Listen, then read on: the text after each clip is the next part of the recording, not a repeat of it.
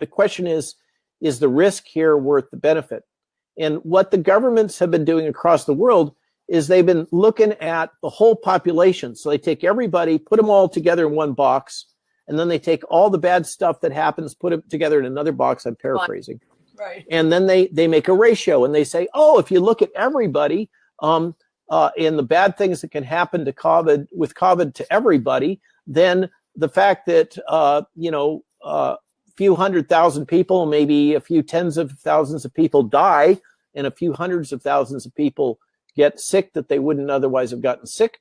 That's okay, because the sickness associated with COVID and the death associated with COVID is so bad that it justifies it. Here's the problem with that logic, is that all of that death and illness is really heavily clustered into the elderly and the obese and others with risk factors.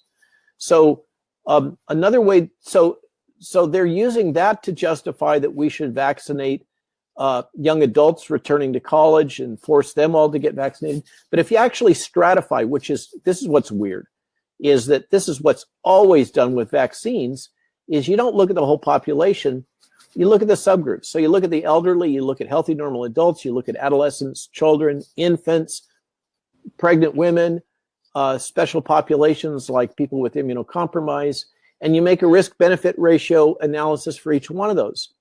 This hasn't been done. And there's very little in terms of a formal calculation. What they usually do is they use the tools that the insurance company uses called quality adjusted life year actuarial table analysis. And one of the things about QALYs is if you do the risk-benefit analysis with that, it weights towards safety in the young, because the young have much longer lifespans than the old do, okay? Sure. And so, to be frank, this is a little blunt, but I'm going to say it. This is a boomer disease. It's a disease of the elderly. It does not cause very frequent death and disability in even young adults all the way to infants. And I personally don't see compelling logic at this point, when we still don't even know the full spectrum of adverse events, in favor of vaccinating young adults, adolescents, down through infants. I just don't see it as making sense. Right.